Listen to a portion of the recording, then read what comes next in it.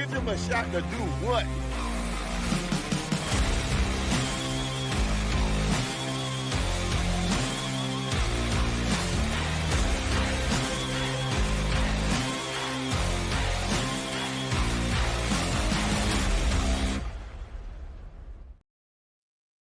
All right, it is HSP on the Give Us a Shot Network. Yeet! It is the WrestleMania preview show, WrestleMania 41. I am Jeff Martin alongside the trendsetter Brian Burga, and this is the greatest time of the year, WrestleMania season, and it happens this weekend. WrestleMania from Las Vegas, Allegiant Stadium, Sin City.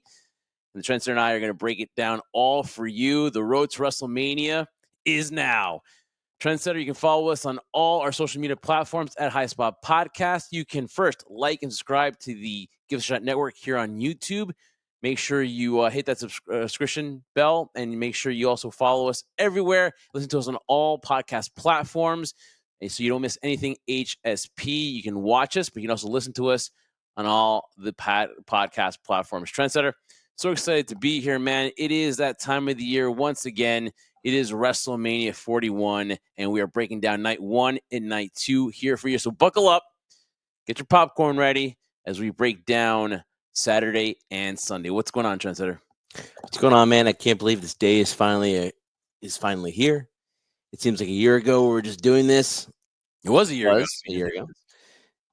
So excited about this, man. This is you seem like let's go. Excuse me? Can't hear you. Let's go. It's WrestleMania, baby. I tried ignoring most of the times here. I cannot wait. I couldn't hear you. I got flustered like Gunther did. Got flustered by Jey Uso. Yeah, just admit you're scared, man. Honestly, it's okay. You can be scared if you want to, dude. This is literally the best time of the year. WWE right now, pro wrestling right now. This is the pinnacle of what you want to talk about. I can't believe we're talking about the story now. Now we're talking about something more in terms of what's going to happen in Las Vegas. I'm really excited for this, man. Night 1, night 2. Can't believe it, too. I'm used to now, believe it or not, I'm so used to like an 8-hour, 9-hour show. Now night 1, night 2. Dude, can they fit any more people on this card? It's unbelievable. It's ridiculous. And a lot to go over right now and talk to with you. I don't know about that, though. There's a lot of people missing from this card. You know, there's a lot of people that should be on this card and they're not. I think that first of all, it's been like a few years now that we've had 2 nights now, so you should be used to this, Trendsetter. Yeah, I should be used to it. I should be used to you and your corny jokes, but I'm not, you know? It is what it is. All right, so I want to ask you, Trendsetter, who do you think is missing, though? Before we get to night 1, who has been blatantly left out of WrestleMania this year? That's a good question. I don't know. If I really look at it right now, and I mentioned to you off camera when we were talking about this before the show, and we're discussing it.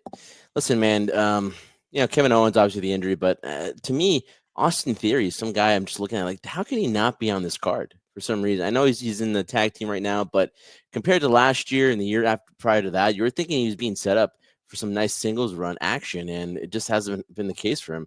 I want to see Austin Theory in this scenario. I think Chelsea Green is definitely missing. She is a MVP. I think that her winning that U.S. Championship really brought credibility right away to it. I think what she's done with that title, I think, yeah, you know what? Forget about what happened last week on SmackDown. She missed the 10 count. She had a little flub. She's allowed. And she should be on this card, though. I think that either she should be hosting WrestleMania, doing something with it, add more visibility to the United States Women's Championship. So I really think she's one of them. I know I'm going to get heat for this, but Nia Jax should be on this card too. Queen of the Ring obviously had a good run towards the tail end of the first half of the year, and she's not on this too. So I agree with Austin Theory. But again, stuck with Grayson Waller and they're in that comedy act too. It just seems a little bit unfair because this guy just a couple of years ago was fighting John Cena, right? And you thought that would elevate him, but it just really hasn't. So that's a great one too. And of course, Chad Gable. I mean, another year where Chad Gable gets robbed and he's not on the WrestleMania card. So there needs to be an investigation on that one. So what we're going to do is there's always news that comes out during WrestleMania, and it's leaked out, this past week. So we're going to involve some of the notes too as well, because there's a lot to get to here. So we're going to break down the card, but also going to talk about some headlines that have kind of been made so far heading into Mania. But let's start. it's been reported, and it's kind of been this all along ever since you knew what the main events were going to be. But now it looks like it's going to be Gunther and Jey Uso that are going to open up night one at WrestleMania. I mean, this had to be the way to go, because if you're not going to close it, you're going to open it. Now, maybe you would have thought that a women's title match here would be a way to open up the show, but it's not. It's going to be the World Heavyweight Championship match between Gunther and Jey Uso. The build has been okay, but heading into it the last few weeks, it's intensified, right? It really did with the blood and involving Jimmy Uso, and then Jey Uso's speech to Gunther. There was intense. And then on Raw, not so much, because you got separate promos and you were like, okay, maybe there was something missing. Maybe the hype is kind of flat, but you're going to get this to open up. And just your levels of excitement heading into this matchup at WrestleMania, it's going to open up night one, reportedly. And I think it should open up night one. I really do. Listen, when it first started off, when this was the possibility that people were talking about it, it was an exciting buildup. The mere fact that all people were complaining that Jey was, beaten by Gunther convincingly on Saturday night's main event. When this became possible, I think it had a great story arc behind it, because here you go, the underdog against the dominant champion has been so much in terms of what he did with the Intercontinental title, and now being a dominant world champion, although there was a little issue there where he was lacking in confidence after he lost to Cody Rhodes in Saudi Arabia. But, Gunther has been a force in terms of legitimacy there. And, Jey, doubting himself, and even though he calls himself main event Jey Uso, I like the story going into it. The one thing I just didn't like the fact is that it took this long for it to get more personal. It just always seemed like the story arc was him doubting himself. Was he ready for this type of moment? Listen, we had the similar thing happen when he finally won his first championship in WWE, when he won the IC title. I'm like, okay, he should be over this hump. He shouldn't really be doubting himself. I guess going for the world title is a different level in his mind, although there's some similarity in terms of being an underdog in this story. But listen, I think they did everything they could to make this more heated than it should have been. Listen, I'm still the one to think that promo that Jey did was a good promo, but I just feel that it was just it didn't do it for me. I wasn't these people that believed, oh my God, that was the promo that made Jey Uso. Okay, it was a good promo, and the fact that at the very end, that should have been the final end building up to the go home show. But them doing two separate promos, and then for some reason now you're having a scenario where Gunther goes out of character to a certain degree, because he's always known as the level-headed, cool, confident guy. Now saying, you know what, I am under control. I'm not afraid of you. I mean, when does a world champion have to defend his own actions in terms of not what he did to Jimmy, but in terms of his own confidence going into this? So, listen, it could have been better. It was okay, like you said. I'm still looking forward to this, because this could be a very pivotal moment for Jey Uso, for somebody who, started off when we had the COVID situation and did this whole story of the bloodline. How long it's been since then, when Roman was so dominant and became the champion, and all the levels of the bloodline storyline has led to this moment of Jey Uso. I mean, if you were going to ask me several years ago who was the star of this team, I would say, hey, I think they're going to lean more towards Jimmy. That wasn't the case. Jey took it. He got the ball. He ran with it. And I feel this is his reward. I can't say it's a world title is the award. The main fact that he's gotten to this position is the victory in itself. Yeah, but I agree with that. But to a lot of people's eyes, it's not going to be a full victory unless he wins that championship, because he's taking a lot of heat for coming up short. And plus, I'm surprised at the Royal Rumble, there was all this kind of brushback of him winning that, because a lot of people thought maybe Cena, CM Punk, or maybe you had your other options or your other choices. But it seems like Jey Uso, yes, the moment was there and everyone seemed to love it. But then after that, the naysayers that's when the critiquing of his wrestling started, which honestly, is he the best in the ring? No. But you know what? Give me charisma. Give me wanting to get behind this guy, this character. I'll take that over talent any day, just because that's what sells. And he's a top merch seller. And Triple H made a great point today on an interview with Peter Rosenberg on WWE.com is, hey, listen, he's not Bret Hart in there, and he's not, but you know what? He sells stuff like Hogan. He sells merch. He's charismatic. So yes, Jey Uso to me deserves to be in this spot. I think it was just, to me, just really stupidness from people complaining about Jey Uso being put in the spot. But I get it, because there's just CM Punks out there. There's Seth Rollins, and you want them to be in the world title picture, but you get a triple threat match as your main event. And why not Jey Uso? Because it's just hypocritical for you to be like, oh, Jey Uso's got to get a win here. Jey Uso's got to win on Saturday night's main event. Jey Uso's got to win here. He's got to be Gunther here. But when it comes to WrestleMania, when it comes to win the Royal Rumble, then you have a problem. I really don't get it. Could this be, though, where this Jey Uso kind of gets overplayed? I don't think so, because I think he's going to always have that appeal with the fans. The question is always been to me, Trendsetter, is what happens after. That's what's going to be important. Does he get booked with Gunther one more time, or what happens? There's a new challenger, or how long is his reign going to be? Do you think that in order for Jey Uso to have a significant run here with the title, it needs to be a lengthy title run?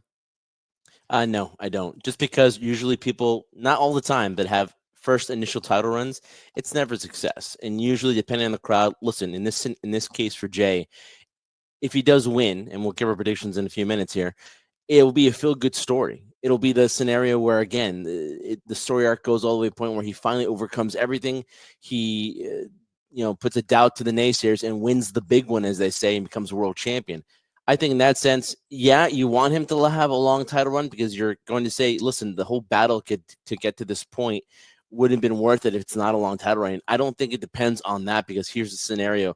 The first title reigns never seem to be very successful. Cody might be an exception to that, because his first title reign now at this point has gone longer than you and I would have probably predicted, thinking that, they might have put some obstacles in front of him. For Jey, though, I don't think it needs to be a long run to be a success, because at the same time, what they're going to be doing is stacking the odds against them. I don't think it's a one and done with Gunther here.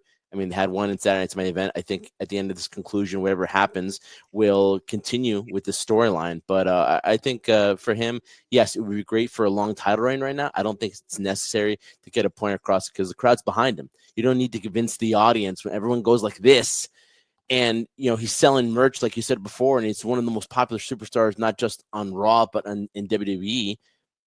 It's not necessary to have such a long title run, I feel. Because Would you take charisma over talent? For you, if you're booking, does the talent in the ring overtake the charisma factor, that it factor, that marketability? Or do you think at the end of the day, hey, you just got to be marketable here? 1 or 2, 3 moves has been proven to just get you as far as you want to go. Look at Cena, look at Hogan, look at guys that have been the big guys in business. What is your take on charisma over talent? Listen, if you asked me this 5 years ago, I would have said everything depends on in-skill, in-ring ability, in-ring psychology, how you can perform bell to bell. But you know what? I've kind of evolved, because in reality, it's this. It's entertainment, right? I hate to admit that, but it's true, because it's what you present in terms of people caring about you. If you could do a great moveset and do all this high-flying stuff, great. But at the end of the day, if nobody cares about you, I think I'm listening to Triple H a little too much now, it doesn't matter. It has to mean some something. good points, though. I mean, we're going to talk about some of the good points He that he's does. made here, and some not so much. Maybe I'm going to disagree with Nick Khan a little bit, but no, Triple H Listen, it's an audience connection, though, and he has that. Yeah. And so for that, I think that overshadows anything he might lack in the ring. So ultimately, it is personality. It is charisma, because that's what sells tickets. That's what draws people to want to see you. And that's all that really matters. I butchered John Cena for years about, oh, my God, how can they keep giving him this title? He can't wrestle. At the end of the day, honestly, that really doesn't matter anymore. We talked before WrestleMania, a lengthy run or not. To me, it's about the moment, and the moment is going to be 60,000. Let's hope 60,000 people. The tickets did go down, so we might get 60,000 people in the building eating after Jey Uso becomes the world champion. And I think that's what they want to do. I think that's what they're setting up for. And I think my prediction, Jey Uso becomes a new WWE World Heavyweight Champion. Who would have thought 2 years ago, 3 years ago, or in 2020 that Jey Uso would be anywhere near a world championship? And here he is. He's on the cusp of it. And we'll see. I mean, it's a big pressure spot, though. But he will have his WrestleMania moment. You will see that image for years to come. Las Vegas, celebrating Jey Uso's championship reign. His win. Listen, I guess we're going to start off really agreeing here, too. As much as I tried to give the benefit of the doubt, thinking there's a reason they can give Gunther this victory, I just feel the way they've presented it, the way they've been building it, especially in Las Vegas now in the crowd. You're opening up night one. You like to open up, getting the crowd hot, right? So I think that's what's going to end up happening. Jey is going to win. It's going to be an amazing moment. We can debate how long this title reign is going to last in terms of opponents going forward. It's all about this one night, Jeff, as we're talking about, right? So we can't think too far ahead. We can't think about Monday Night Raw. We can't think about Backlash or anything like that. So in this moment, I feel it's all built for this very moment for Jey Uso to become the World Heavyweight Champion. So it would be a really historic WrestleMania moment, as they call it. But man, that crowd would be so excited to see Jey win.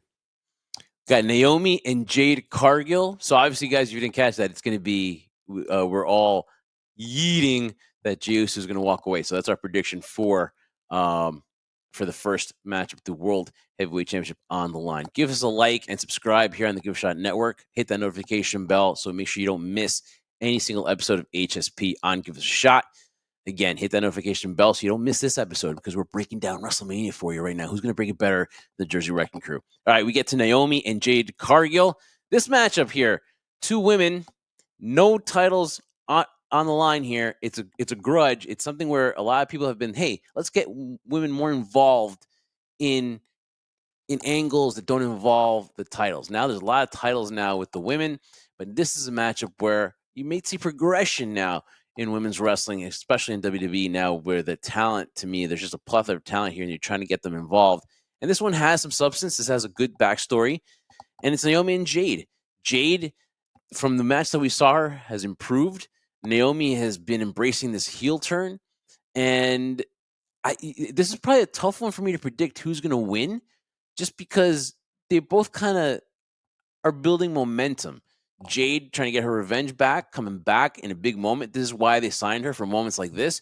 And Naomi, who, since she came back, she's kind of been struggling a little bit, and then was put in the tag team titles with Bianca Belair, subbing in for Jade.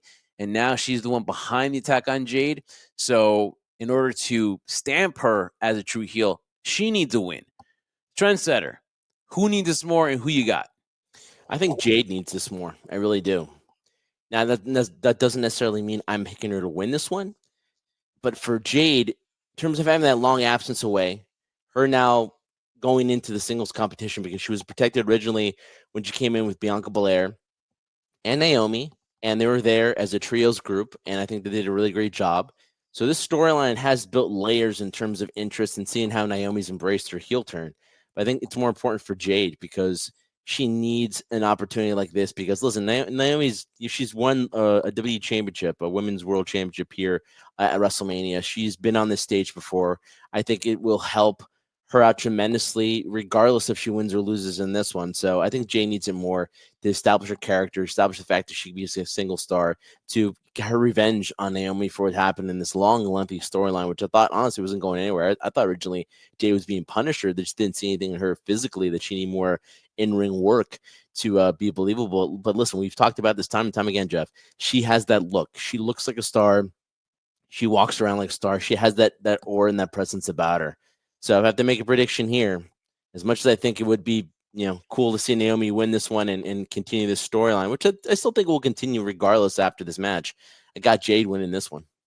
Yeah, I mean, I can't disagree with you here because Jade is the money. She is the one. That's why she's been signed here for moments like this. This is why this match exists. Yes, Naomi's done a great job carrying her end, but listen, this is a spot for Jade. This is why she's here. This is why she's big time, according to WWE. And has she improved in the ring? Well, from what we've seen, yes. So this is huge too, because as I said, all eyes will be on her, because this will be a litmus test to whether they can continue to proceed with her, because all that training that she's done in the Heart Dungeon, we're going to see if it pays off here. If it doesn't, now, we could see maybe a little bit of slippage there with Jade. She's got the physical 100%, but now can she put that in-ring together? I think she will. I think that Jade Cargill will come out victorious, and we agree on that 2 for 2. So you got Jade, I got Jade. And again, for example, that we talked about before about Jade, that her charisma and aura overdoes anything in terms of in-ring ability for her. And see, here's the thing. I think it's more like that I guess charisma is presence too, and the mystique of her. But I mean, she hasn't cut. I mean, she's not going to sell you on a promo yet. She's not. But she has that look. So I mean, if the look is part of the charisma, I'm gonna say yes. She's what's going to draw you to her. She's a superhero. She chills out of a superhero. She's like Storm from X-Men, right? Mm-hmm. So like she's got the look. So she's definitely, when you see a champion and when you see her walking around with that belt, I mean, that adds really, that adds credibility to your company. Like, okay, this woman is a megastar. She's got the megastar look. So if the look is part of the charisma, yeah, I'm going to say that she does have it. Promo-wise, not yet, but I mean, it is one of the factors that gives you charisma is being able to have a presence. So she does have one. All right, the WWE Tag Team titles are on the line. The War Raiders and the New Day. I don't know. I don't know if this one should I guess because it's a New Day. That's why it's on. But if I were to give this match, I would have had the Street Profits take on Motor City Machine Guns. And I would have had this one on. I mean, I guess because it's Raw, whatever. But I would much rather seen the Machine Guns and the Street Profits in this situation. But you get the War Raiders, and the New Day. I get why they're doing this. It's the New Day. We talked about how their push as a heel team ever since they got rid of Biggie, it was working. They were getting booed out the building, but then it fizzled a little bit. And it kind of was going nowhere. They were taking on the LWO, and it just was like it was just getting stagnant. The War Raiders, kudos to the War Raiders. They've been through a lot. Winning the tag team titles, being the Judgment Day Forum, Finn Balor and Dominic Mysterio. Finn Balor and Dominic Mysterio. Yeah. And so, kudos to them because they've been through a lot. And you know what? They have it in them to have big matches. This is War Machine we're talking about, folks. Look it up. Tremendous tag team. But in WWE, it's been so-so. I would hate to think that the Warriors would lose, but I think they're going to lose. I think the New Day comes out victorious here and wins the tag team titles, and it continues their run. I'm curious to see how it goes, whether they add a new member, or not Odyssey Jones, but if they add a new member, what happens to that? And I think that's more compelling than the Warriors retaining their tag team championship. So I think I'm going to have the New Day come out victorious and then become the new tag team champions. Listen, this is the real struggle that they're dealing with right now, WWE, in terms of their tag team division. I'm agreeing in terms of the positioning. I'd rather have the Street Profits and the Motor City Machine Guns WrestleMania, and then have the New Day and the War Raiders on, let's say, SmackDown. And I'm sure a lot of people are like, well, that's a SmackDown. Who cares right now? The draft doesn't really matter. I know they're going to try to make it important once WrestleMania is done in terms of the draft again, but we know. Honestly, guys, we're smart enough to know the draft means absolutely nothing, especially during WrestleMania season. It seems like from Royal Rumble on to WrestleMania, rosters don't matter. You can go from show to show. Who cares, right? It doesn't. Or make it the main event for the Raw after WrestleMania. You know what I mean? We have a big tag team title match there and then switch the titles there and single them out and make them the main thing that night. You know what I mean? It doesn't have to be that they have to wrestle on SmackDown too. I mean, you could have WrestleMania. The Raw after Mania is the most important Raw. It's the most shocking, right? It's the biggest one, most watched. Yeah, most watched. Why not have that be your main event? It really could be. If you add all the other stuff, this could definitely be a main event or one of the main events. To me, I would expand that WrestleMania feel. Like they do with SmackDown. They're pushing these matches before SmackDown as like the Profits and the Machine Guns, and then Chelsea Green and Zelina Vega. So they're pushing these matches too as part of the extension of WrestleMania. So why not have the same thing with the Raw after Mania to make it as important as these Manias? But I got the New Day coming out victorious. So far, it's a lot of agreements here, but I mean, it's just common sense. Yeah, I didn't initially say it, but I agree. I got the New Day winning this one. War Machine. War Raiders have done a good job. I'm still in the past right now. They've done a good job as tag team champions, but again, they have the Shieldish brand of the New Day, this version of them as champions, and then having teams like War Raiders. Sorry, I can't speak English today. Chase them is more meaningful as opposed to them being champions. So I got the New Day in this one. All right. So Chad Gable is out, and El Grande Americano is in against Rey Mysterio. I would love for this to be a mask versus mask match so they could expose El Grande Americano here. But I kind of get the feeling that El Grande Americano is going to win. Because listen, Rey Mysterio is a legend. He's a Hall of Famer. He beat Dominic. He's a legend. This is more important for El Grande Americano if they're going to continue this. I honestly hope that they would stop here at WrestleMania. He gets unmasked and loses.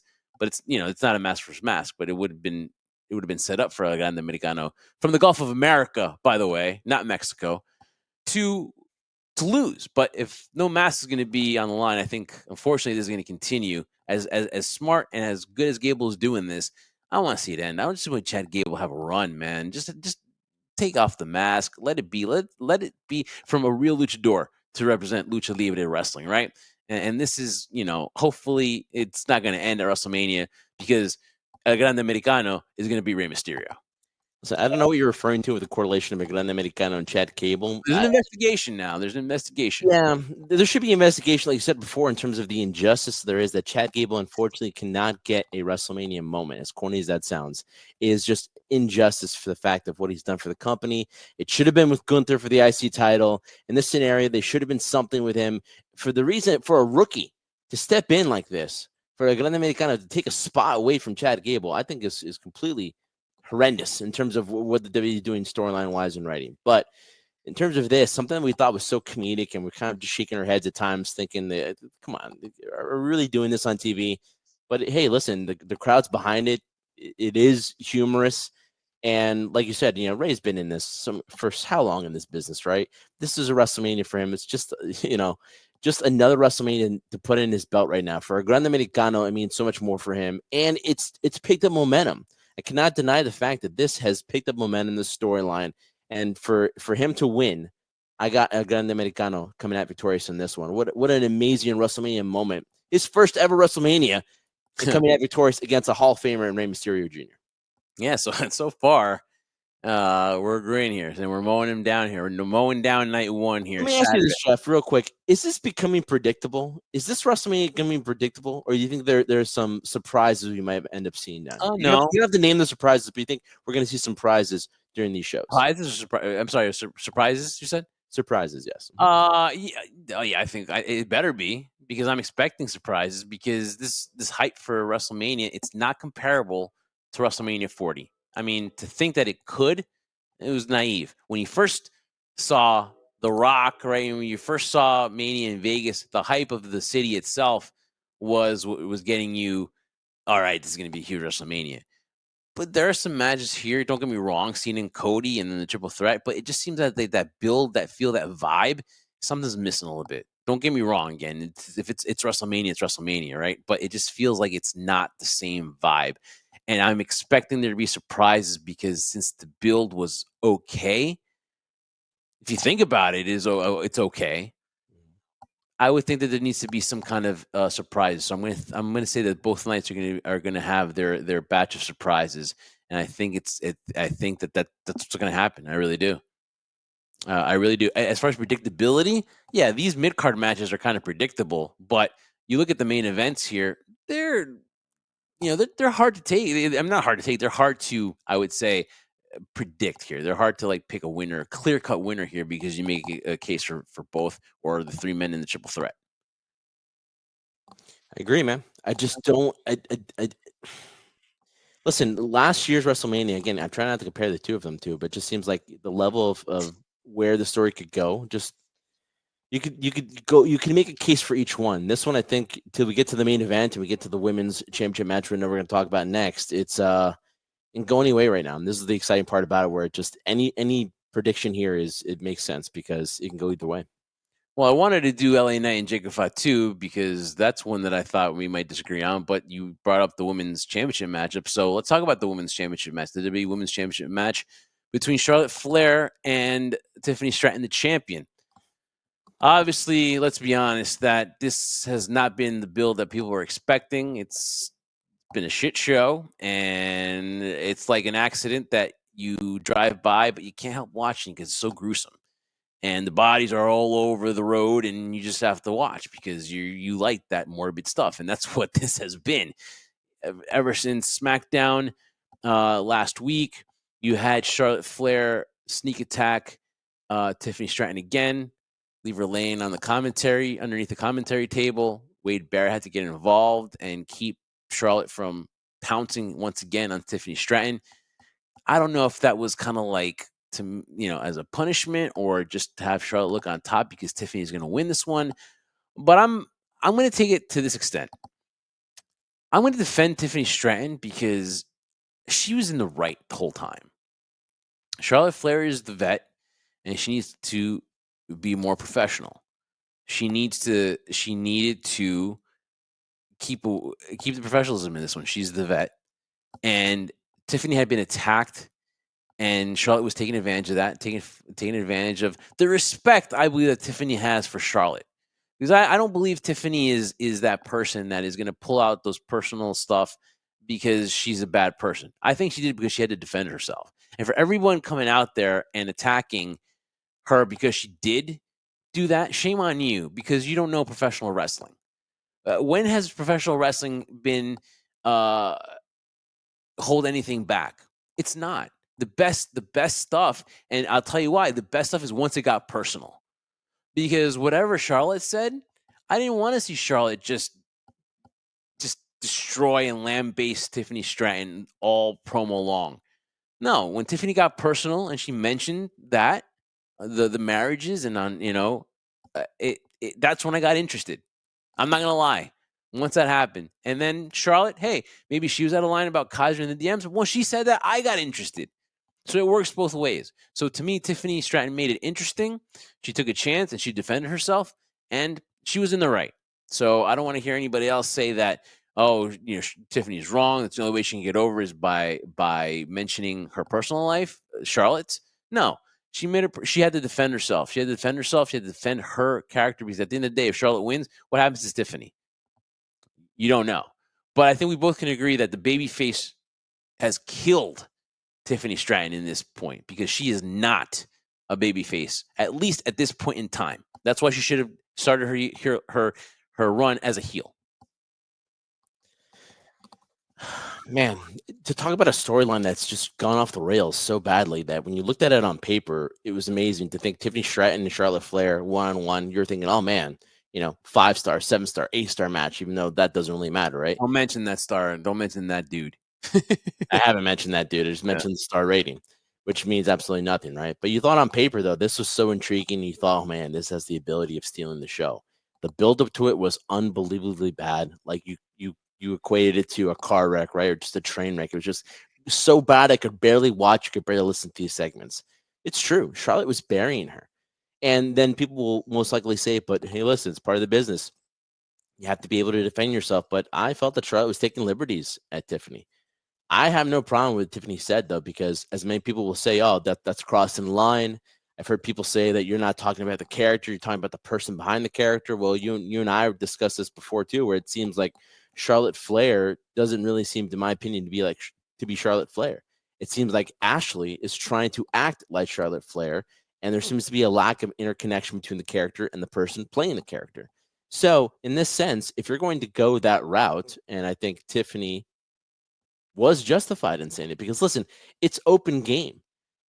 Whether it's a collaboration between two individuals saying, listen, say whatever you want, or don't talk about this, don't talk about that. At the end of the day, you're a public figure. Whether you're the real person or the character, if you're publicly putting it out there and talking about it publicly, and then somebody can't use it, that's bullshit, in my opinion. No, it's open game. And if you can't handle it, though, because you're too sensitive about it, and again, I'm not saying Charlotte's too sensitive about it. She was obviously flustered and looked like she was really pissed off when it happened, which is why she threw the Kaiser DM comment out there. If it wasn't for this, it got me interested. And no, if it wasn't for this, we wouldn't be talking about it. We'd just be talking about how bad the buildup was, which it's still a bad buildup. But the mere fact that that happened and people were talking about, was Tiffany in the wrong? Is Charlotte in the wrong? Who's wrong? What's going to happen? Is Tiffany be punished? All this stuff. It doesn't matter. You know why? Because the difference is we're talking about it now. People are discussing it. They're talking about it on social media. And that's what you wanted. If there's anything to salvage this to a certain degree, we don't know what's going to happen in the ring because it could be a train wreck in the ring. You never know if these two are going to cooperate in the ring. It worked. And it's the only thing that kind of saved it right now. So, but in terms of talking about who's going to win, I'll give you my prediction, Jeff. As much as I love Tiffany Stratton, I just think right now, the way it is in the hierarchy of there, I mean, we like to think under a new regime, it might be different, but Charlotte is so beloved amongst the people in the back in terms of like, she's just a royalty, the Ric Flair connection, and just the mere fact that, she has been this veteran and has done so much for the women's division and her, with her and the four horsewomen in terms of what they've done. I think she's going to become victorious. I think this is going to be somewhat of a punishment for Tiffany. And I have Austin Theory vibes when it comes to Tiffany in this. I really do. If she does not win this, or it's less than, if this is kind of looks like a squash kind of where Tiffany just doesn't shine here, I could see her just falling like Austin Theory, and then and that's sad to say because she has so much promise, and falling in the abyss of the Austin Theory is falling, which I love Austin Theory, right? But this has Austin Theory written all over it. Should she not win, because she will be absolutely buried, and it's tough for me to pick Tiffany that way because to me, like you said, Charlotte is beloved. Charlotte is held in high esteem because she is the daughter of Ric Flair. You know what I mean? She carries herself, and forget about the personal stuff and just the physical stuff on Charlotte. She is a Flair, and that carries a lot of prestige when you're as talented and you're as gifted, and your lineage is the Nature Boy Ric Flair. Yeah, and so that's why I got Tiffany, unfortunately, losing her title. Charlotte becoming how many would this be? Like 12, 13 for her, Charlotte? It's close. It's close. I don't know what it would be. We should know that, but I don't know. To the point too, this thing has been bad from the beginning because although the crowd was behind Tiffany and they were rooting for her to win because she had won Money in the Bank, and that they could have prolonged it further towards WrestleMania with her and Nia Jax, right? I just feel that this isn't a level of a character that Tiffany looks comfortable in.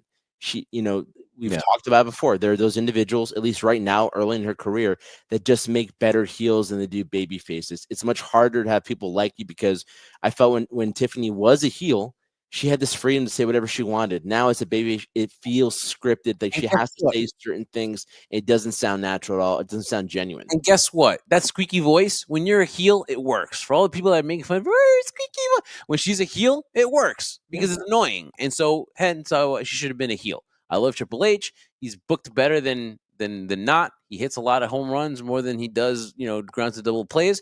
But this has been a double play for me. This has been, and again, I wanted to be different.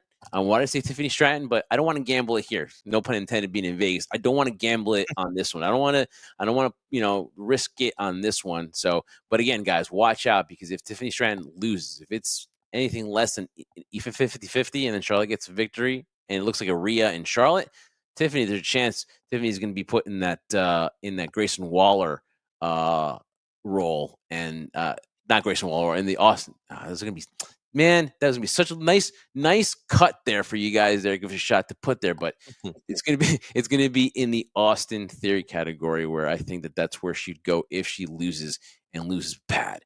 So again, agree on that one too. I did not want to risk my wild card on that one with Tiffany though. As much as I want to root for Tiffany here, I want her to win, but I don't think she's gonna do it. Let's go to the United States Championship. LA Knight and Jacob Fatu. Man, you believe Jacob Fatu is in this and Solo Sikoa is not on the card? He's gonna be by his side, but could you just believe starting off Jacob Fatu, who is put into the bloodline, following Solo Sikoa, and now Solo's out, Jacob's in? That's crazy to me. You asked me if I'm surprised. The answer is no. I'm not surprised at all. You said he got shined. This isn't a shot at Solo Sikoa. I think what Solo's done in terms of how much impact he had by not saying a word, being part of the bloodline, and then taking over the reins there, no pun intended, right? When Roman left, I feel it was an opportunity for Solo. It wasn't a success to take over because when Jacob showed up, he just completely outshined everything. It really, because it's hard to describe, right? You and I spend time and time talking about it when we're not doing the show about what's that star factor, that equality that obviously you can't define, and there's a reason why you can't define it, right? Because it's just not easy to speak in words and have it make sense, right? But you notice it and you recognize it, and it's this feeling. And Jacob, listen, we've spoken to Jacob, we've interviewed him. He's a great guy, but when he's on TV and that red light goes on, Jeff, there's just something about him that just you're drawn to. You're like, oh my God, look at this guy, man. This guy's like everything you want in a superstar. And when he came in, I wasn't surprised. I was a little surprised it'd be at WrestleMania. I thought maybe in SummerSlam or once WrestleMania was over, because storylines are kind of connected and decisions are made prior to that. But that just showcases the talent of Jacob Fatu, that whatever storyline or idea might have been set up, he changed their perspective and forced them to put him at WrestleMania. I thought we would have somehow seen Jacob and Solo fight, but I think this is setting up for that. And that's why I think I'm going to take LA Knight. Oh, my God. We're agreeing on everything here, man. Because I think Solo Sikoa is going to interfere. Mm-hmm. I think he's going to cost him. And that's a shame. But Jacob Fatu is going to be main eventing WrestleManias in a couple of years, so it's really not that much of a shame. But to get him on the card is going to be sweet. We love Jacob, great dude, and well deserved. But I think that LA Knight's going to retain, and I think that Tulsa Kou is going to interfere. Him and Tama are going to cost him. It's going to be either plant the seed, or it's going to just explode after that. Listen, we've had cards before, Jeff, where we agree. I've never remembered a WrestleMania where we kind of agree on everything. Oh. I don't know if that has something to do with the fact that it's predictable or not to a certain degree, but for me, it just makes the most sense, like you said, right? Listen, I'll give LA Knight his flowers. It took him a long time to become a singles champion. He has it here. It would be a shame if he had lost the title, but when you have him against a guy like Jacob Fatu, you're thinking, how the hell is he going to take this one? I mean, the momentum Jacob's on right now, how could you stop it? But it does make sense because it really feels like within this whole storyline in terms of going for the U.S. title in LA Knight and Jacob Fatu, the underlining story is the fact that you have Solo there. This version, or this, this alternate version of what the bloodline was, seems to be imploding. And I think it's going to happen at WrestleMania. Or if not, it's going to happen at WrestleMania, it's going to show the sign that Solo, who now says he loves Jacob Fatu, as opposed when Jacob said he loved Solo, is not looking out for his best interest. There could be jealousy there, and kind of similar we talked about before, where Solo looks. Yeah, there. Jacob comes in, steals his thunder, and now there could be some jealousy there. Where like, you know what, you took my spot away from me, so I'm taking these moments away from you. Maybe unintentionally, but I think it's building that story where we will eventually see Solo and Jacob one-on-one. Most definitely. So we agree on that one. So now we have that, and it just seems like we're running the table and agree on a lot of stuff. We talked about Gunther and Jey Uso. We think that Jey Uso is going to come out victorious, and it'll open up night one. We believe that's the report. So that's what we're gonna go with. I hope it happens. I really do. Yeah, and then we've got the whole Tiffany and Charlotte stuff we've discussed. So make sure you follow our predictions and follow us on all our social media, High Spot Podcast, and make sure you give us a shot here on the Give a Shot Network on the YouTube channel, and you like and subscribe and hit that notification bell. Now you go on to the main event of night one, the triple threat. It's the Paul Heyman on a pole match, basically, and it really is Seth Rollins, CM Punk, and Roman Reigns in the triple threat of all triple threats, the biggest triple threat of all time, according to Mr. H. And so here we go. I mean, this has probably been the best. Let's be honest, because Cody's been trying to support the whole Cena feud. Let's be honest. John Cena's been there, but Cody's been the guy. All the guys have shown up for this one. And so it's been the best built one up. Paul Heyman is Paul Heyman. His acting is phenomenal. Roman Reigns had enough and knocked down Paul Heyman. And who was there to pick him up and defend him? CM Punk. And it was so great. It's so awesome when CM Punk is talking to Paul Heyman and they're hanging out, and all of a sudden rolling through comes Roman Reigns. He gets out of the car and he looks at Paul Heyman, makes that face like, we're caught red-handed, and then he goes chasing after Roman, and Roman just and he's walking through. He's like, this is the first time in a long time Roman's going to walk into WrestleMania alone. Right. So, and then Roman had enough and he knocks down Paul. CM Punk is there. And of course, the wild card, no pun intended, because we're in Mania, the Joker is Seth Rollins. You talk about who needs this more? All right. We talked about that before in previous matches. We talked about it with Jade and Naomi. Who needs this more? Before we get to the predictions, Trendsetter, who needs this match more? I think it goes without question, man. It's got to be Seth Rollins. It means more to him than anything. And again, I'm not making a prediction here, but when you see a CM Punk, again, congratulations to him. I'll give him his flowers too. First main event for CM Punk. He's a WWE WrestleMania main eventer, right? Roman, he's used to this now, right? As much as it means a lot for Seth, what I find so interesting about this whole story in terms of, like you said, Paul Heyman on a pole match, with Roman, it really is interesting because now this is the first time in a while, because the tribal chief was so dominant for so long, being, champion under the guidance of the wise man, that you're seeing this vulnerability now of Roman.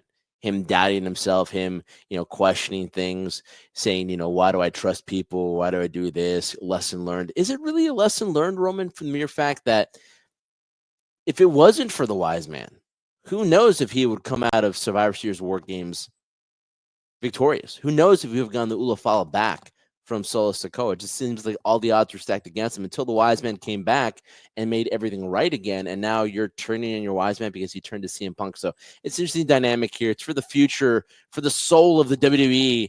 And I think CM Punk and Roman as as important a match this for them to get a victory. I think right now it's all Seth needs this. What do you think? Well, I agree that Seth needs this the most. Why? Because he stood on this pedestal. He's trying to defend the WWE from CM Punk and Roman Reigns. So a desperate man is going to do desperate things. He's going to do whatever it takes. He has, besides winning at MSG, he has failed against CM Punk. He has, right? And you could say that without Roman's help, Seth Rollins doesn't get the victory over CM Punk, right? Seth Rollins has a lot to lose as well, because what's going to happen to him if he can't get this victory over here and he can't support what he says? He can't back up what he's saying about CM Punk and Roman Reigns destroying the business. He has really gotten personal with CM Punk, talking about how he took the billionaire kid's money and tried to destroy the company, and talk about Roman Reigns, how he's got his number and stuff like that. Like how Seth Rollins is talking a lot, and I think that at the end of the day, it's very important for him to back this up. To take the threat of CM Punk and Roman Reigns that he believes it is, he's gonna have to do desperate things, and I think desperate things means we finally get a heel turn for Seth Rollins. It's just been the build. It's just the way Seth has been talking, and it's the last few weeks with him and Paul Heyman.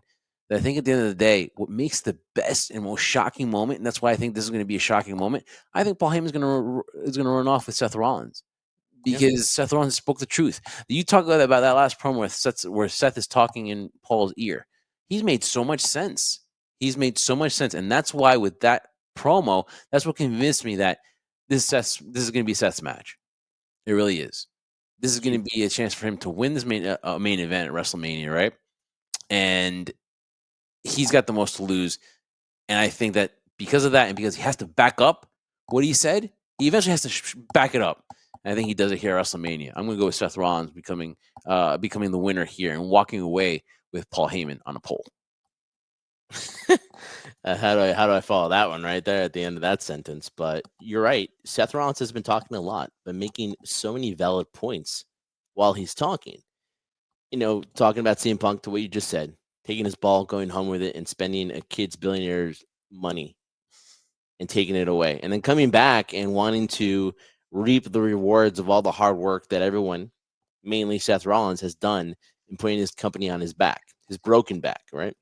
And then you have Roman Reigns, who has, again, been one of the most dominant forces in WWE for such a lengthy title reign that he had, and just you see how WWE has evolved with him as champion, right? But Seth feeling resentment there because Roman is the equivalent of what Brock Lesnar was, where he's a part-time guy now. He's not there all the time. And Roman will defend it, saying he doesn't need to be there. But when you have a guy like Seth who considers himself, and I'm sure a lot of people in the back and a lot of people that watch us too, consider Seth a workhorse, it's annoying because you're doing all the hard work and then this guy's benefiting from it. So I feel when Seth makes these statements, it's not just something generic to try to cause commotion or try cause chatter amongst people, like, oh wow, he's really upset. No, he is legitimately upset. He feels he's been overlooked. And when he sees two enemies in CM Punk and Roman Reigns, and the one thing that links these two both is a guy like Paul Heyman. Listen, he's been called the architect for a reason, right? And why wouldn't he use this to destroy your enemies? You look at the most vulnerable position, and their position is Paul Heyman. So one last thing too, WWE superstars have made the media rounds and have done a great job, and I've loved listening to the interviews. But one person asked Seth too, like, the whole scenario, would you ever sell your soul to The Rock? Would you sell your soul like John Cena did? And Seth answered it in a way you think he would answer it. Listen, if he can justify what he did, then he has no problem. He said he's done it before, and he has no problem. And if it's benefit for business. Yeah, it's sacrificing his soul for the benefit of the company, and that's going to be with the hill he'll stand on. And that's And why you gotta Seth think, will come out victorious in this one. and you got to think about this too. Not that it's a big factor, but it's another factor too. Not that anybody's owed anything. Go back to the promo where Roman Reigns cooked Seth Rollins, talking about how in his face, saying how actually it wasn't. Sorry, I believe it wasn't in his face, but he basically said that he doesn't have to be there. Seth has to be. I think that was on a SmackDown once where Yeah, he said he that. still makes more money doing Yeah, less dates than Seth does. exactly, and it kind of was tough because I don't think he was there to defend himself. So I think he cooked him there, and then add to the fact that who was the MVP of that main event at WrestleMania? Who was the MVP?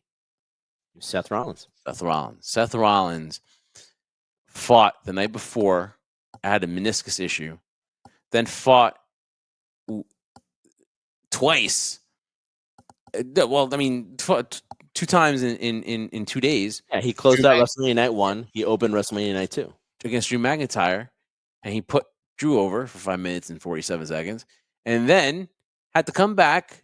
I believe he had to dye his hair as well and put on the Shield wardrobe so he could come out and limp in there, maybe do more damage to his leg, take a chair shot from Roman Reigns, and then have to watch another guy take something that he wants to do, and that's his spot.